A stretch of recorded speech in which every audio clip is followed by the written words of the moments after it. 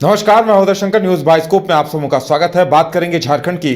तो झारखंड में PMLA court की तरफ से एक अहम निर्णय आया है और कहा गया है कि हेमंत सोरेन के खिलाफ जो मामला ईडी ने दायर करा था कि वो ईडी के सम्मन को उन्होंने अनदेखा किया था और ईडी के लगभग 7 सम्मन में नहीं आए थे, जिसे लेकर अदालत ने कहा है कि उनके खिलाफ कार्रवाई होगी और उनके खिलाफ यह मामला भी चलेगा। ईडी के सम्मन की अवहेलना को लेकर शिकायत की गई थी और 7 लगातार सम्मन और 9 सम्मन पर भी ईडी दफ्तर में हाजिर नहीं हुए थे। 19 फरवरी को मामले को लेकर कोर्ट में शिकायत की गई थी और अदालत ने फैसला सुरक्षित रख लिया था।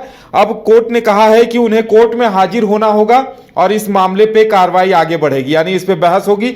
और जैसा कि बताया जा रहा है कि इस पे हो सकता है उन्हें अतिरिक्त इसके लिए कहीं न कहीं सजा भुगतनी पड़े या इसकी कीमत चुकानी पड़ेगी।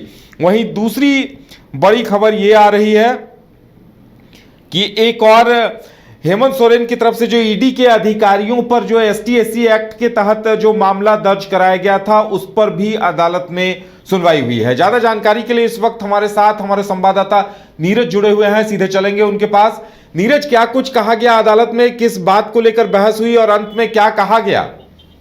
देखिए, पहला मामला जो है सीजीएम कोर्ट से संबंधित है। सीजीएम कोर्ट में 19 फरवरी को जो असिस्टेंट डायरेक्टर है देवव्रत झा, रांची के जोनल ऑफिस के, उन्होंने एक याचिका दाखिल की थी और इस याचिका के माध्यम से हेमंत सोरेन के खिलाफ ये कहा गया था कि हेमंत सोरेन ने लगातार 7 सम्मन की अवहेलना की है। 9वें सम्मन पर भी जो है ईडी कार्यालय पूछताछ के लिए नहीं पहुंचे और इसी को लेकर याचिका दाखिल की गई थी, जिस पर 20 फरवरी को सुनवाई हुई थी। दोनों ओर से पक्ष रखा गया था और 27 फरवरी को आखिरी सुनवाई हुई थी और दोनों ओर से जो तमाम बातें हैं वो सुनी गई थी और सुनने के बाद कोर्ट ने अपना फैसला सुरक्षित रख लिया था।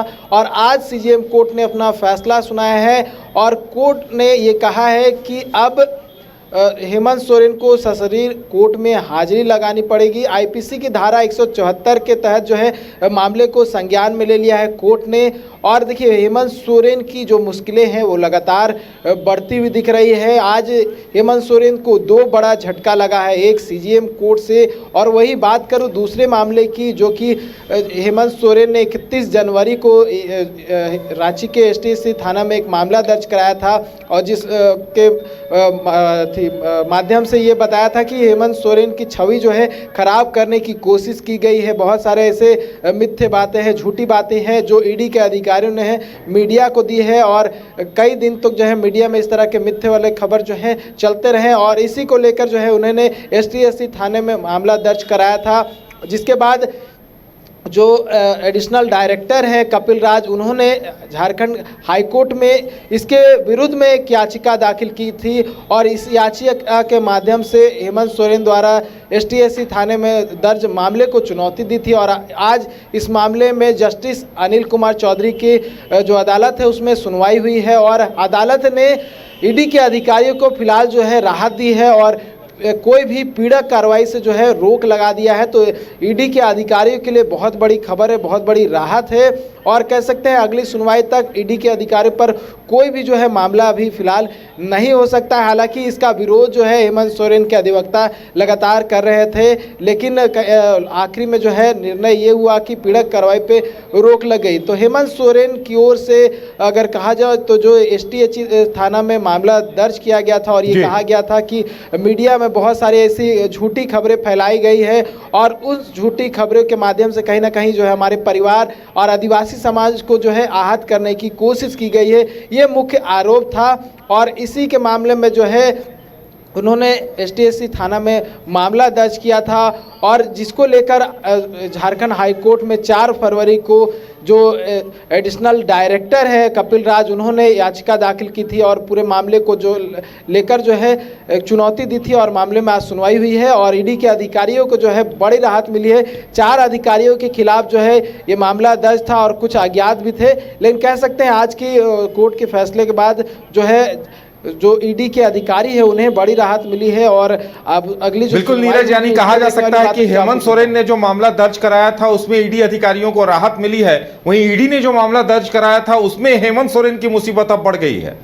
बिल्कुल कह सकते हैं कि ये उल्टा हो गया है। जो सोच रहे थे कि उस तरह का नहीं हुआ है। हेमंत सोरेन के खिलाफ जो है याचिका जो दाखिल की गई थी, उस याचिका में ईडी को जो है कह सकते हैं एक एडवांटेज मिला है, क्योंकि अब हेमंत सोरेन को सशरीर हाजिरी लगानी पड़ेगी जो सीजेएम कोर्ट है वहाँ पर, क्योंकि मामला जो है कोर्ट के संज्ञान में आ गया है। यानी कि याचिका को कोर्ट ने एक्सेप्ट कर लिया है, जो याचिका ईडी के अधिकारी ने बीते 19 फरवरी को हेमंत सोरेन के खिलाफ दाखिल किया था और ये कहा था कि हेमंत सोरेन ईडी के समन पर हाजिर नहीं हुए हैं।